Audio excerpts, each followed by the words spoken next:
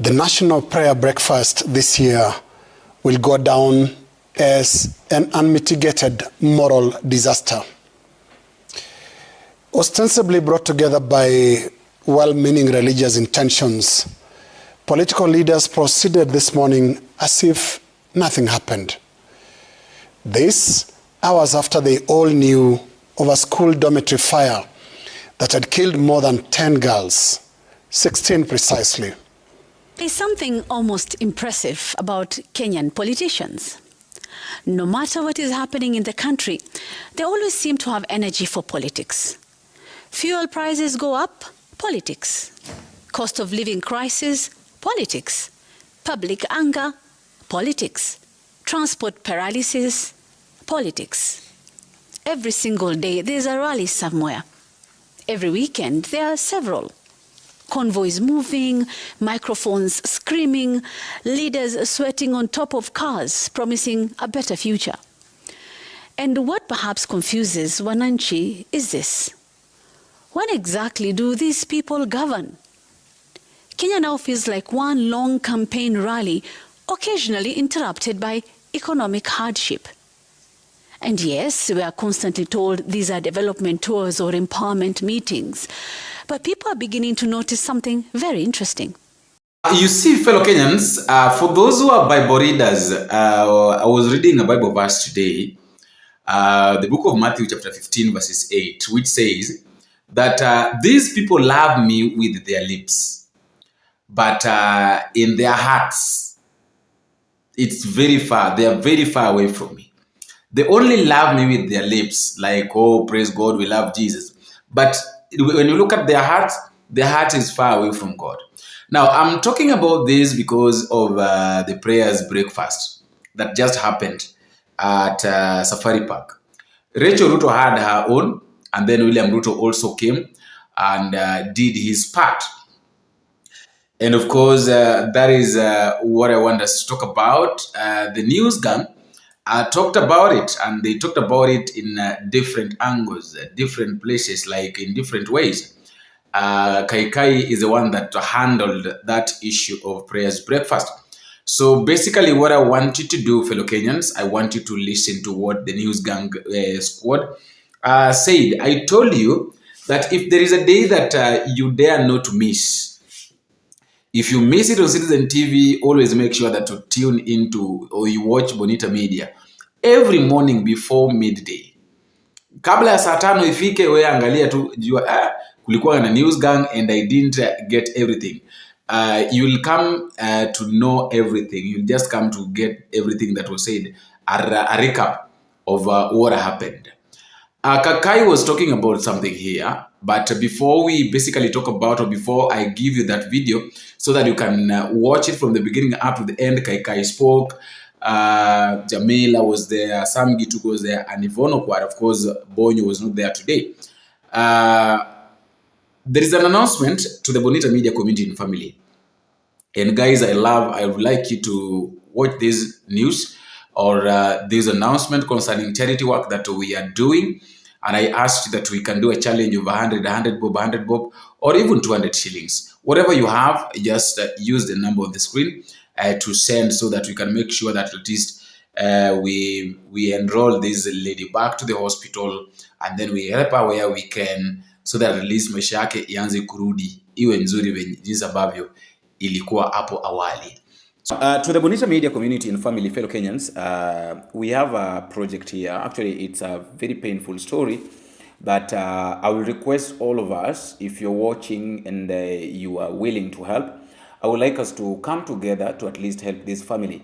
They really need help. They've been struggling. They've been in pain for a very long time. Sasa yale napitia ni mtoto wangu mkubwa. Ndiye first born, eh? Ako na watoto wawili. Lakini hajifanyiangi chochote, ni kuanguka tu. Na saizi hata sahi vile tunasikianga wanaume pia ni wakudanganya watu. Ako na katoto saizi kachanga. Mtoto mdogo Kabisa, kama miezi. Na unaona huyo mtoto hakuna kitu anaweza mfanyia. Hata umwache hapa kwa nyumba, hawezi akapea mtoto chakula jua na shake nini mwili. Utamuona na wako na maalama, unaweza sema ni pombe anakunywanga na si pombe. Ni kuumia huyu mkubwa sasa, mama mtoto. Sasa unaona, nisipokuwa karibu naweza pata mambo ingine. So huyu mtoto naye mdogo hakai chini, na miezi imefika ya kukaa. Akakai chini mtoto kake. Hata pia nako unaona tuka na shake nini kichwa. Ako weak, ako weak sana. Now, I don't want us to talk too much about this, fellow Kenyans. I'm just requesting that let us stand with this family. We find a way of standing with supporting this family. Your 50 bob, your 100 shillings, your 200 shillings will really be enough, because according to me, I think the best thing to do is to find a way on how we can take this child, this lady, back to the health center. At least aende akafanyiwe check-up every now and then, because she's supposed to be going for this check-up thrice a month because of that condition that she is in. You see, akiwa kwa hiyo condition, it's very difficult even to take care of the child.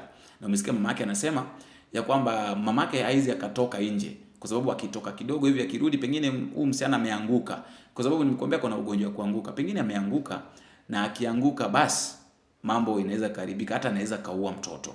So first things first, I think what we can do is let us just come together, we support this family, tuhakikisha kwamba huyu msichana ameenda hospitali na amepata matibabu yale ambayo amekuwa akiyapata kila mara 3 kwa mwezi. I did what I could, because they didn't even have food. Nimewafanyia shopping kidogo pale kwa kile ambacho nilikuwa nacho.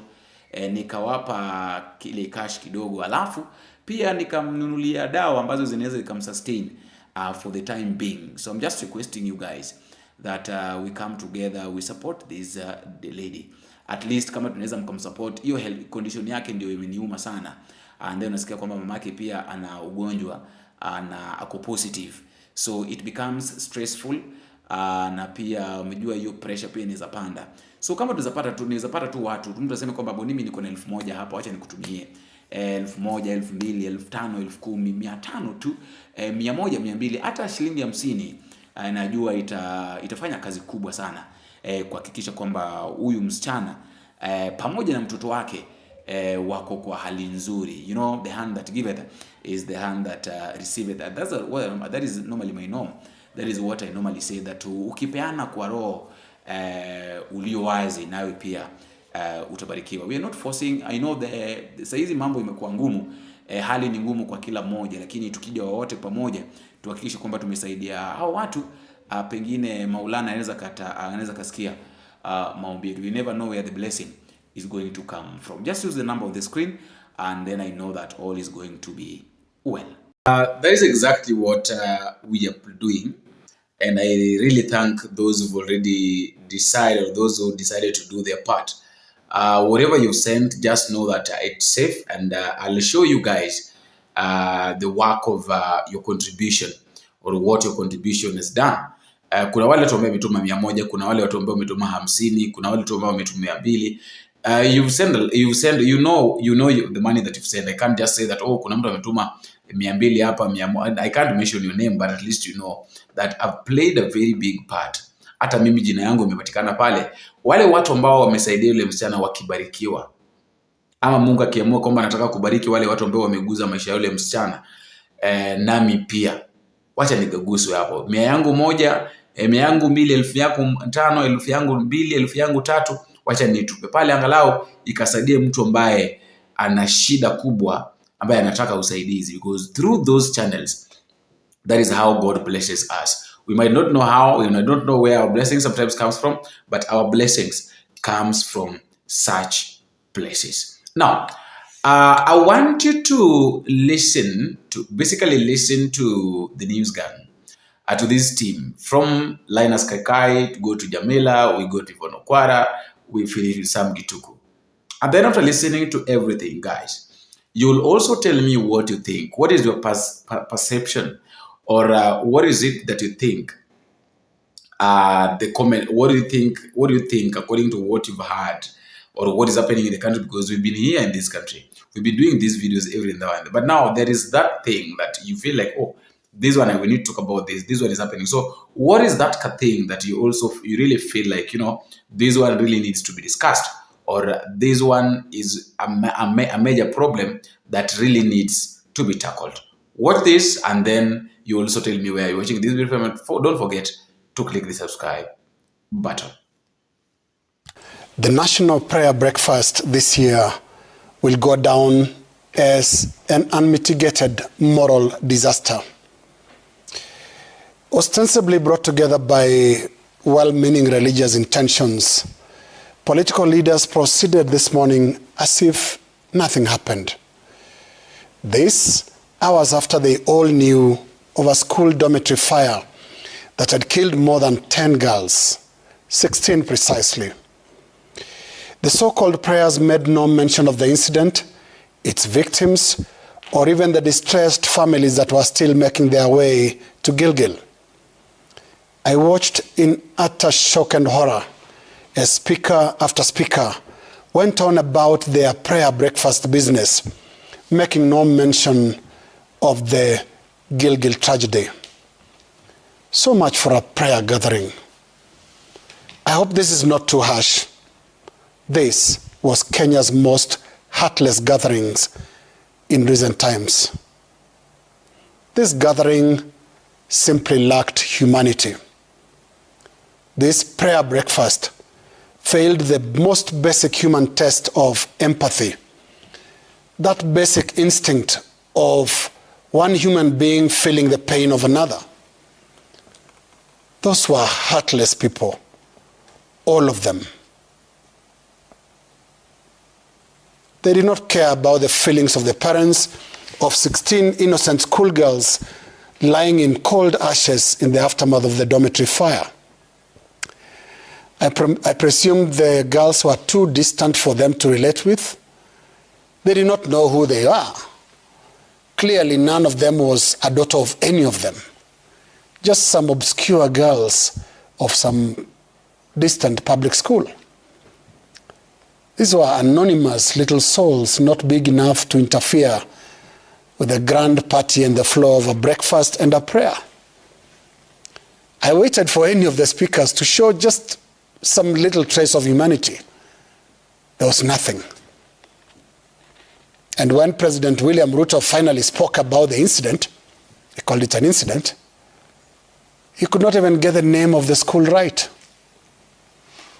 And this he did at the tail end of the function. In fact, he had finished making his long address that was more about his record in office. The Utumishi fire tragedy came as a near afterthought during the photography session. This was truly cold of the entire leadership that gathered for the National Prayer Breakfast today. Yet all the while they afforded to crack jokes about football, specifically Arsenal. The members of parliament on their part sustained the habit of making a comedy of their singing. They joked about their voices and their lack of practice, and generally about how poor some of them were in singing. They laughed about it before proceeding to leave the joke. Then there were some couple of prayers from the podium, none of them making any mention or reference to the people that really needed prayers today. And those are the parents and relatives of the Utumishi school girls. Again, the National Prayer Breakfast will be remembered for the spiritual disaster it was today. Tonight, critics of this annual ritual are vindicated. The National Prayer Breakfast is not about prayers. It is just another political spectacle. For a keynote speaker this year, organizers drafted in Ugandan presidential advisor Chris Rwakasisi to share his life story as an illustration of the theme of this year's prayers, which is forgiveness and reconciliation. the guest of honor, who was a former powerful security minister in President Milton Obote's government, explained how he was pardoned by President Museveni and released from prison after 24 years. Unfortunately, there were no local illustrations of forgiveness and reconciliation in a prayer that did not even have representatives from the Kenyan political opposition. All that, in my view, was nevertheless overshadowed by the callous handling of the Utumishi school tragedy. That was a heartless national prayer breakfast. There's something almost impressive about Kenyan politicians. No matter what is happening in the country, they always seem to have energy for politics. Fuel prices go up, politics. Cost of living crisis, politics. Public anger, politics. Transport paralysis, politics. Every single day there's a rally somewhere. Every weekend there are several. Convoys moving, microphones screaming, leaders sweating on top of cars, promising a better future. And what perhaps confuses Wananchi is this: when exactly do these people govern? Kenya now feels like one long campaign rally, occasionally interrupted by economic hardship. And yes, we are constantly told these are development tours or empowerment meetings. But people are beginning to notice something very interesting.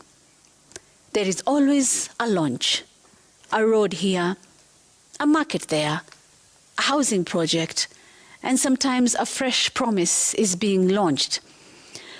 But somehow the completed projects are always harder to find than the many announcements and proclamations. At this point, Kenya appears to have mastered the art of launching beginnings. And even before the current problems are solved, politicians have already moved to the next obsession, 2032. You see, the next elections are in August 2027, but already leaders are busy telling us which community should rule after that. One group says it will be our turn. Another saying we must not be left behind.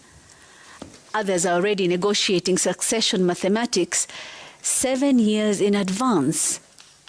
Meanwhile, Wananchi are negotiating with fuel prices every 14th of the month. VAT is waiting every 10th, and payee is waiting at the end of the month. School fees are waiting. Rent is waiting. Employers are struggling with wage bills. Businesses are suffocating. But leadership somehow has enough free time to discuss 2032. And honestly, Wananchi are now asking, have all the current problems already been solved? Ordinary Kenyans do not have the luxury of living politically 7 years ahead. People are trying to survive this week, this fuel cycle, this school term. And maybe that is the real disconnect in the country today. Kenyans are living on survival timelines while politicians are on succession timelines. At some point, leadership must behave more like winners of the last election and less like contenders of the next election. Winners of an election become managers of the country affairs in between elections. And winning means you cross the finish line and you have a term to be a manager. Winning also means you stop running and start managing. To simplify this, our politicians just need to master the functions of that simple start-stop button. And that is my memo. Financial records should never be kept secret. If you allow people to keep their financial records, no one will pay taxes. Financial record, there is nothing secret about financial record. We are not asking you about who is your boyfriend or your girlfriend. KRA will not come for that. Those are now private information. But financial data and statistics should be clear. That is why even companies, today if I ask you, for example, Equity, if Equity decides that they want to keep their financial data secret, that they don't want to declare how much they have made in terms of interest on loans, who will pay tax in this country? Mm-hmm. And yet there are people who have been hiding behind data privacy not to declare other sources of income they have. You find people having billions of shillings, millions of shillings in their accounts, and they are filing nil return. They are filing nil return that a whole year they have made zero return. Nothing. They have not made any money. Yet they have 50 million, they are going to buy an apartment. How unfair can that be? How unfair indeed. Those were the words of Treasury Cabinet Secretary John Mbadi, defending greater scrutiny over taxpayer information in an interview on TV47. And on principle, he is right. Modern states depend on transparency. Tax compliance depends on accountability. Governments everywhere are demanding greater visibility into income, transactions, ownership structures, and financial flows. Now, increasingly, the Kenyan state knows what you earn, what you spend, what you import, what you transfer, and sometimes even how you live. The argument is simple. If people hide financial records, then taxes become harder to collect. Fair enough. But perhaps taxpayers are equally entitled to ask, if citizens are expected to fully disclose to the state, why is the state still reluctant to fully disclose to citizens? Because some of the biggest financial obligations carried by Kenyan taxpayers remain partially hidden, heavily redacted, delayed, or tied up in court battles over disclosure. Take the standard gauge railway contracts, for example. For years, Kenyans have asked to see the agreements behind one of the most expensive infrastructure projects in the country's history. Agreements financed by public debt and ultimately repaid by you, the taxpayer. Yet citizens have had to go to court repeatedly, simply to access documents signed in their own name. Even now, parts of that disclosure process continue to face resistance in court from the government itself. Then there are the independent power producer agreements. Every Kenyan feels the cost of electricity. Citizens know every charge on their power bill, but many still do not fully know the agreements behind those charges. Capacity payments, take-or-pay clauses, ownership structures, and the long-term obligations that taxpayers may ultimately carry. Questions around those contracts have persisted for years because many of the details only emerge partially and often after public pressure. And then came the Adani deals, the proposed JKI concession agreement, the Ketraco transmission line agreement, multi-billion shilling arrangements negotiated largely away from public scrutiny, only for citizens to learn more details through court challenges, media investigations, and eventually international controversy. Today, despite the airport deal having been terminated, Kenyans are still confronting questions around what exactly had already been committed, what liabilities may survive cancellation, and whether taxpayers could still shoulder financial consequences arising from termination clauses or compensation negotiations. And it is not the first time cancelled government projects have still produced costly public obligations. This year, disclosures showed that taxpayers would pay more than 4 billion shillings following the cancellation of the Modogashe-Habaswein-Samatar-Ramu Road Annuity Project, a project that never materialized, but still left behind termination costs. And while at it, can they make public the securitization deals? Where is the 7 shillings of the road maintenance levy fund going to? Oh, and how about the Rironi-Mau Summit contract? And we now learn so late in the day that cancelling the Kenya-France deal cost us 7 billion shillings. Still, no one from government has owned this cost. Not even Parliament has sought the contract or even the clause that burdens you, the taxpayer, to pay billions for what wasn't delivered. Or perhaps even the affordable housing contracts. Who are the contractors? Who is selling? Who are they selling to? All of these public-private partnerships, airport concession discussions, government-to-government infrastructure deals, natural resource agreements, health sector partnerships, sovereign guarantees, and confidential procurement arrangements whose full implications often only become visible years later, sometimes after litigation, controversy, or public outrage. You see, if ordinary citizens are expected to explain their finances down to the last transaction, then surely the state should be as forthcoming with the citizens about what exactly was signed, on what terms, at what cost, for whose benefit, and with what long-term consequences. Because, you see, transparency is not a one-way mirror, where citizens are seen clearly by government, while government remains obscured from the very people who fund it. The government is right to demand honesty from taxpayers, but taxpayers too have a right to honesty from their government. That's my take. Recently, a member of parliament spoke to UDA delegates in Western Kenya and told them they need to strategize on how best to fix the next election for the presidential vote.